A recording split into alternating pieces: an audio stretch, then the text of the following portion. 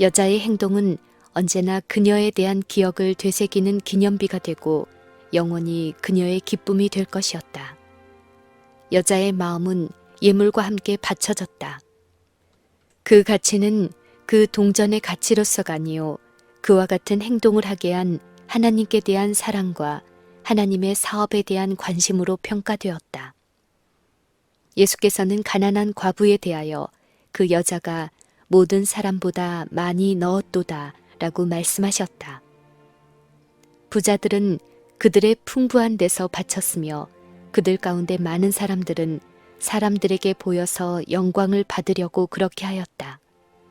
그들이 드린 큰 예물은 그들의 안락이나 사치에 조금도 영향을 미치지 않았으며 또 아무 희생도 요구하지 않는 것이었으므로 과부의 푼돈과는 그 가치에 있어서 비교될 수가 없었다. 우리들의 행동을 비열하다거나 혹은 높은 도덕적 가치를 지닌 것으로 판정짓는 것은 그 행위의 동기이다. 모든 사람이 주목하고 찬양하는 큰 것이라고 해서 하나님께서도 그것을 가장 귀중한 것으로 간주하시는 것은 아니다.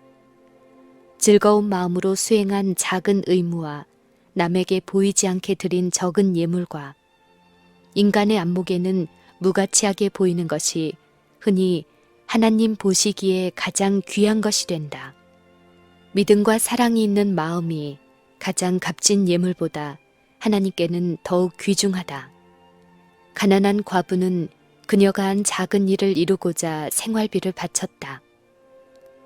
그녀는 사랑하는 사업에 이 2푼을 드리기 위하여 자신의 음식을 희생하였다. 그녀는 하늘에 계신 아버지께서 그녀의 큰 필요를 모른 채 하지 않으실 것을 믿고 믿음으로 이 일을 행하였다. 구주의 칭찬을 받는 것은 이 이기심 없는 정신과 어린아이와 같은 믿음이었다. 가난한 사람들 가운데 하나님의 은혜와 진리에 대하여 그분께 감사를 드리고자 하는 사람들이 많다. 그들은 하나님께 봉사하는 일을 부유한 동포들과 분담하기를 매우 원한다. 이런 영혼들을 거절하지 말 것이다. 그들의 푼돈을 하늘 금고에 넣게 하라. 하나님께 대한 사랑이 충만한 마음으로 바친다면 겉으로는 보잘것없는 적은 금전이 하나님께서 기뻐하고 축복하시는 귀중한 재물, 성별된 예물이 되는 것이다. 예수께서는 과부에 대하여 그녀가 모든 사람보다 많이 넣었도다 라고 말씀하셨는데 이러한 예수님의 말씀은 그 동기에서뿐 아니라 그녀의 예물의 결과에도 적용되었다. 헬라 동전의 명칭인 두 렙돈, 곧 로마 동전의 명칭인 한 고드란트, 이것은 부유한 유대인들이 바친 헌납물보다 훨씬 큰 금액을 하나님의 보고에 드린 것이 되었다. 이 적은 예물의 가마는 그 시작은 작으나 각 시대를 통하여 흘러내려오면서 넓어지고 깊어지는 시냇물과 같았다. 수천 가지 방법으로 이것은 가난한 자를 구제하고 복음을 전하는 데 공헌하였다. 과부의 자아 희생의 모보는 각 나라에서 각 시대를 통하여 무수한 사람들의 마음에 감명을 주었다.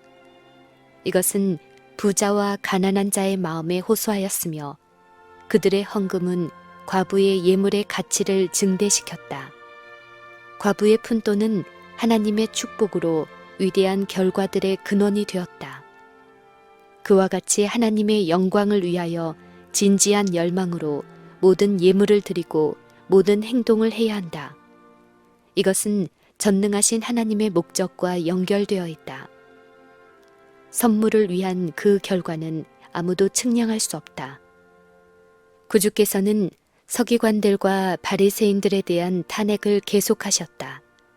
화 있을진저 소경된 인도자여 너희가 말하되 누구든지 성전으로 맹세하면 아무 일 없거니와 성전에 금으로 맹세하면 지킬지라 하는도다.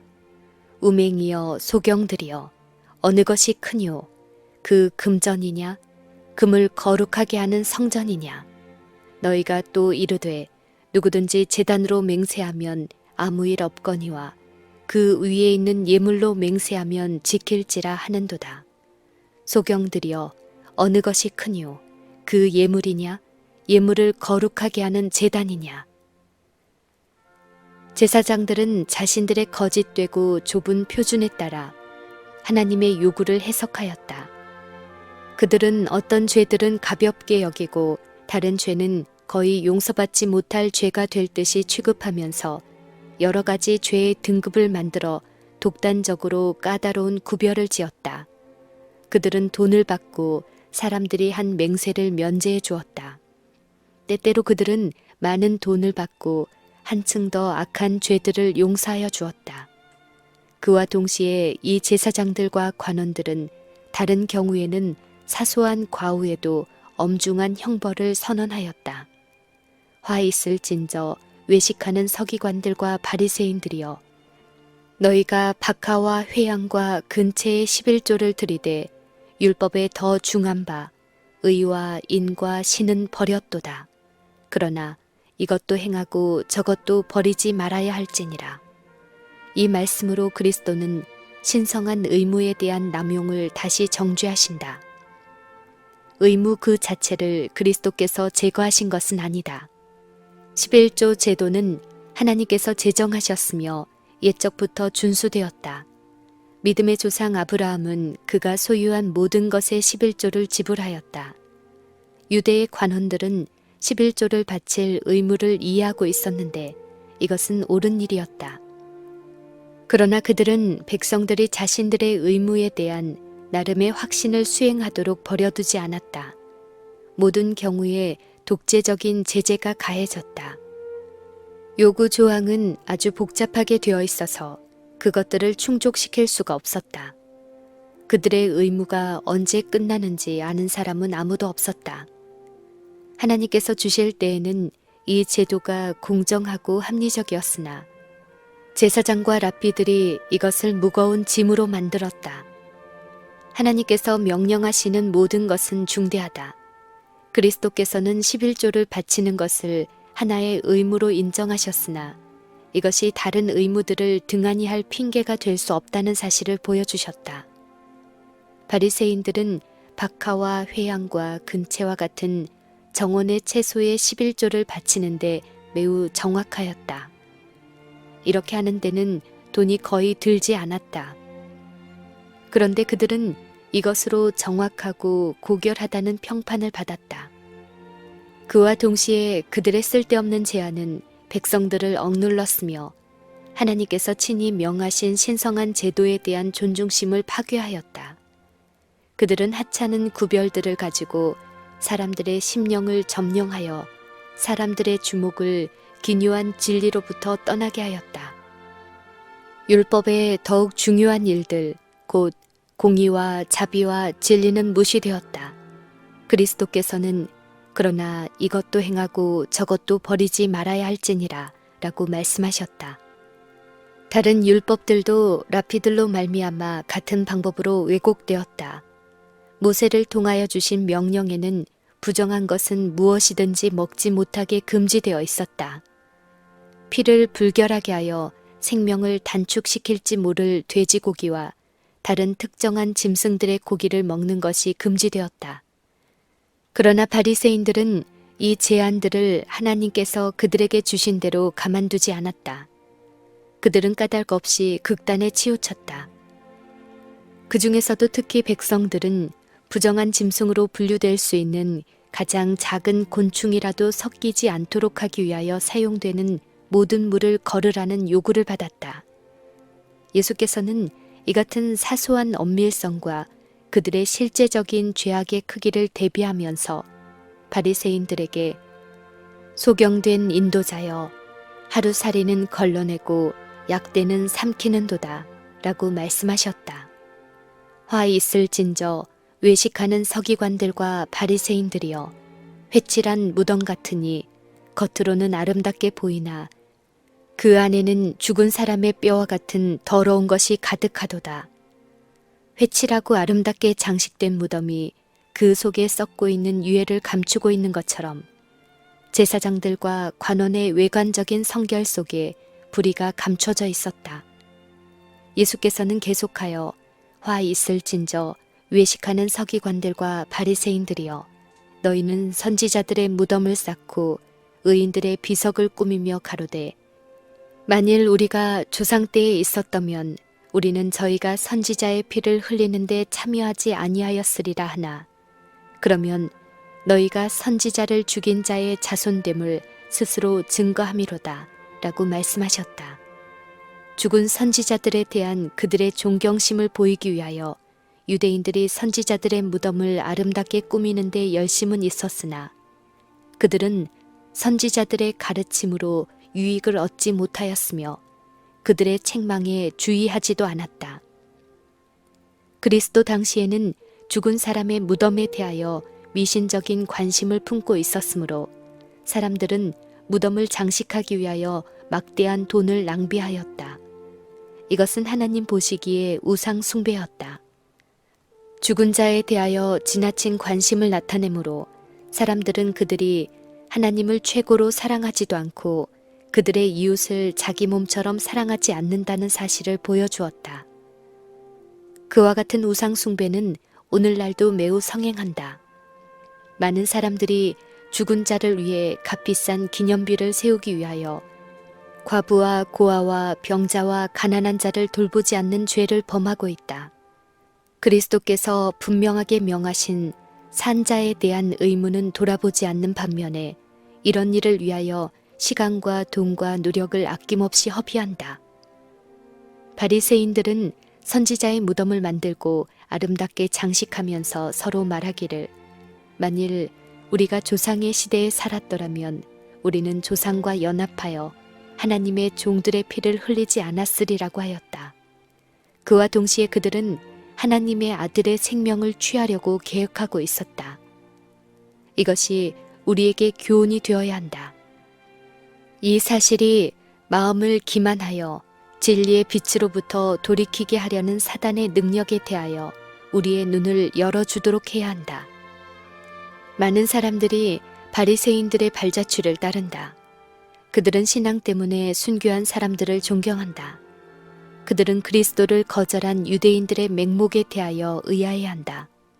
그들은 만일 우리가 예수님 당시에 살았다면 예수님의 가르침을 즐거이 받아들였을 것이요, 구주를 거절한 자들의 죄에 결코 동참하지 않았을 것이라고 선언한다. 그러나 하나님께 대한 순종이 극기와 겸손을 요구할 때 그들은 확신을 짓눌러 없애고 순종을 거부한다. 이리하여 그들은 그리스도께서 정죄하신 바리새인들이 행한 정신과 같은 정신을 나타낸다. 유대인들은 그리스도를 거절하는 데 포함되는 자신들의 무거운 책임을 거의 깨닫지 못하였다. 의로운 아벨이 가인의 손에 쓰러져 최초의 무죄한 피가 흘려진 때로부터 그 같은 역사는 죄악을 증가시키면서 반복되었다. 각 시대의 선지자들은 생명의 위협을 무릅쓰고 하나님께서 그들에게 주신 말씀을 전하며 그분의 뜻에 순종하면서 왕들과 관원들과 백성들의 죄악에 대하여 저희의 음성을 높였다. 대대로 빛과 진리를 거절한 자들에 대한 무서운 형벌은 축적되어 왔다. 그리스도의 원수들은 이 형벌을 이제 저희 자신의 머리로 끌어내리고 있었다. 제사장들과 관원들의 죄악은 이전 어느 세대의 죄악보다도 더 컸다.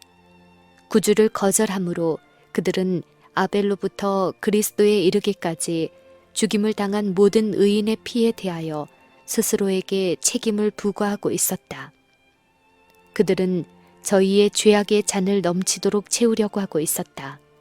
이것은 얼마 후에 공정한 보응으로 저희의 머리 위에 부어질 것이었다. 예수께서 이 일에 대하여 그들에게 경고하셨다. 그러므로 의인 아벨의 피로부터 성전과 제단 사이에서 너희가 죽인 바랴가의 아들 사가랴의 피까지 땅 위에 흘린 의로운 피가 다 너희에게 돌아가리라. 내가 진실로 너희에게 이르노니 이것이 다 이 세대에게 돌아가리라. 예수님의 말씀을 들은 서기관들과 바리새인들은 그분의 말씀이 진실함을 알았다. 그들은 선지자 사가랴가 어떻게 죽임을 당하였는지 알았다. 하나님께로부터 오는 경고의 말씀이 선지자의 입에 있을 때에 베도안 왕은 사단적인 격분에 사로잡혀 그의 명령으로 선지자는 죽임을 당하였다.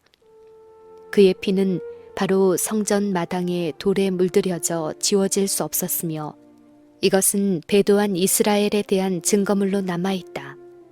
성전이 서 있는 한 이 의로운 피의 흔적은 하나님께 복수해 주시기를 부르짖으면서 남아있을 것이다. 예수께서 이 무서운 죄악에 대하여 언급하실 때 공포의 흥분이 백성들을 둘러쌌다. 장래를 내다보면서 예수께서는 유대인들이 회개하지 않을 것과 하나님의 종들에 대한 그들의 편협을 과거에 그러했던 것처럼 앞으로도 같을 것이라고 선언하셨다. 그러므로 내가 너희에게 선지자들과 지혜 있는 자들과 서기관들을 보내매 너희가 그 중에 덜어는 죽이고 십자가에 못 박고 그 중에 덜어는 너희 회당에서 채찍질하고 이 동네에서 저 동네로 구박하리라. 믿음과 성령이 충만한 선지자들과 지혜 있는 자들, 즉 스데반, 야고보와 다른 많은 사람들은 정죄를 받아 죽임을 당할 것이다. 손을 하늘로 드시고 거룩한 빛이 그분의 몸을 두르고 있는 가운데 예수께서는 당신 앞에 있는 사람들에게 재판관으로서 말씀하셨다. 자주 친절하게 간청하시던 그리스도의 음성이 이제 책망과 정죄의 음성으로 들렸다. 청중들은 벌벌 떨었다. 예수님의 말씀과 안색으로 말미암아 받은 인상은 결코 씻어버릴 수 없는 것이었다. 그리스도께서는 사람들이 자신들을 멸망시키고 백성들을 속이고 하나님께 욕돌리는 위선과 큰 죄악에 대하여 분개하셨다. 제사장들과 관원들의 그럴듯한 기만적인 논법 가운데서 그분은 사단의 힘이 작용하는 것을 알아차리셨다. 죄에 대한 그분의 탄핵이 날카롭게 엄중하였지만 그분은 보복적인 말씀은 한마디도 하지 않으셨다. 그분은 흑암의 왕자에 대하여 거룩한 의분을 가지셨으나 분노한 기분을 나타내지 않으셨다. 그와 같이 사랑과 자비의 아름다운 특질을 가지고 하나님의 뜻대로 사는 그리스도인도 죄에 대해 의분을 느낄 것이다. 그러나 그리스도인은 자기를 욕하는 자들에게 욕하고자 하는 격한 감정에 휩싸이지 않을 것이다. 거짓을 옹호하기 위하여 음부의 세력에 의해 행동하는 자들을 만날 때라도 그리스도 안에서 여전히 평온과 침착을 유지할 것이다. 예수께서 성전과 청중들에게 미련이 있는 듯한 시선을 던지실 때 하나님의 아들의 얼굴에는 거룩한 동정의 표가 나타났다. 마음의 깊은 고뇌와 쓰라린 눈물 때문에 목맨 음성으로 그리스도는 예루살렘아, 예루살렘아, 선지자들을 죽이고 내게 파송된 자들을 돌로 치는 자여, 암탉이 그 새끼를 날개 아래 모음같이 내가 네 자녀를 모으려 한 일이 몇 번이냐. 그러나 너희가 원치 아니하였도다 라고 부르짖으셨다. 이것은 이별의 몸부림이었다. 그리스도의 애통에서 하나님의 마음이 흘러나왔다. 이것은 하나님의 오래 참으시는 사랑의 신비한 이별이다. 바리새인들과 사두개인들은 다 같이 잠잠하였다. 예수께서는 제자들을 불러 모으고 성전을 떠날 준비를 하셨는데 그것은 그곳에 있는 원수들에게 져서 내쫓기는 모습이 아니요 당신의 일을 성취하시고 가는 모습이었다. 그분은 논쟁에서 승리하고 물러나셨다.